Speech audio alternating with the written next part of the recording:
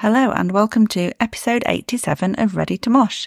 This is number 9 out of our 10 Bloodstock interviews that we did while we were there. And in this one, Kev has a chat with Finn and Sam from Embodiment ahead of their slot on the Sophie stage later on that day. And thanks again to Dan at DC Sound Attack for arranging this one for us. Right, we're back with another interview and we are joined by the guys from Embodiment. How are you doing? Good, thanks. How are you? Very good. We're very good, thank you. Good. You've got one hell of a set to play later. Yeah. How are you feeling now? Have any nerves kicked in? Are you just really excited? I'm back and forth. Sometimes I go, oh shit, I'm on in like 3 hours, but we're really excited. We've been here all weekend and like watched a lot of the other bands. I think it's really got us in the headspace to really go out there and I'm just getting to that sort of like restless stage. I just want to get up there and like get all my stuff together and but just looking forward to kicking on with it now. Oh, for sure, yeah, absolutely. I think we really put the work in ahead to really fine tune the set, and I think we've got something that's really going to not wake people up because it's late in the day, but it's really going to people are going to sit up a little burst of energy for people. Absolutely, yeah. Little push to get them through just the last tail end, finish it off nice and strong. Yeah, and it's a great slot and a great stage to play on as well. It really is. Absolutely brilliant, yeah. Well, I mean, we're hoping to catch you later. Thank you. I'm sure it is going to be absolutely heaving in there. I mean, so we found out yesterday like what the cap was for the tent. Yeah. We were expecting like half of like the size that it is. So yeah, hopefully we should get a really good crowd. We're looking forward to it. There's been a lot of really good we've been out talking to people and people seem to really be excited for the set. So we're looking forward to it. Is this the first time you guys have been here or either as a band or...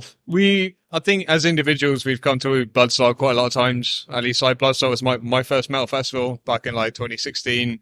But the band Embodiment, we played back in 2017 after winning Melt to the Masses, after 3 attempts in a row. It took us like 3 attempts, but came in 2017, played it, loved it. And it's been a sort of like a goal of ours to reach that Sophie stage slot at a later date. And I think like now we're ready to do that. So yeah, and I think like we've spoken to a lot of bands this weekend who said the same thing about the Metal to the Masses being kind of like this perfect gateway, and it can open up so many doors, and like you guys are a perfect example with where you're playing today. I think it really is. It's so good to have that kind of thing out there where you've got a route for these younger bands to really get out and really kind of get some big stages under their feet and really find a really big audience. And I think there's a lot of bands, they'll get out there and they take the opportunity. If you really put the work in afterwards and you go, right, okay, we played the show, but now we need to keep working, need to meet the people, shake their hands. But it's a really great festival and they really do a lot to support the underground in the UK. So it's a great place.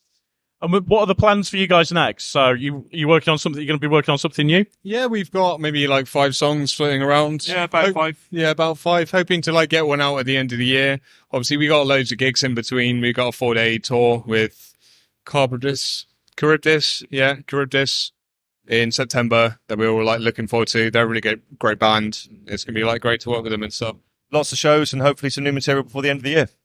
Yeah, and I think especially when people have kind of seen you here as well, that's just going to kind of push you guys on even further. Absolutely. Well, I mean, yeah. I think it's like it's an honor to be invited to play this stage and like be given this level of slots. So we're really determined not to waste it. We put a show together that's really going to tear people's faces off, and we've got some really good stuff in the chamber to go after the festival and really kind of keep going throughout the year. So. Well, we really can't wait to see you guys. Thank you. So what I've got now is 3 very random questions for you. Oh, damn. Okay. Brilliant. So these are quick fire, so don't kind of think too much about them. But what was the last meal that you cooked? What was it before? It would have been before. Probably. Oh, actually, it was chicken soup and crumpets. I wanted some bread, but I only had crumpets. I was just like, is it going to work like crumpets? Still works. Instant noodles, but I fancied them up with vegetables and eggs. Oh, living the dream. Absolutely. What was the last song that you listened to? On recording or like live or? It could be either live or recording. In fact, tell you what, let's have one of both. Okay. So the last song I listened to live was it Future Breed Machine my sugar finished with last night? Yeah. So that'd be the last one I heard live. The last one I heard on recording, not counting the songs that have been kind of floating through the airwaves like on the festival. I think it was Darkest Gate by Veil of Nath, which is an excellent black and tech death band that if you don't know, you should get to know. I think, yeah, I'm the same with Future Breed Machine by Miss Sugar, the last live song.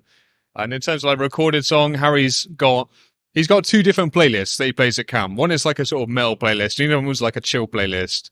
And it was actually some Coldplay and some Keane was on there. So we were just kind of sitting there chilling and listening to that. So, final quickfire question. If you could be a biscuit, what biscuit would you be? Chocolate hobnob, no answer, no contest. I was just thinking hobnob. Hobnob is the superior biscuit. Yeah. Best biscuit, hands down. It's absolute. That's my go-to festival biscuit. It's the biscuit. It's everything you need. The crunch, it dunks, it's got flavour. You can't. There are other biscuits, they're fine, but the true crown on the throne is the hobnob. I was a bit like, do I go edgy and say Jaffa cake for the controversy? No, they determined it is a cake because it goes hard when it goes down. It's not a biscuit. Yeah. Oh, I know. I was just trying to be like, throw a span. Get in the comments.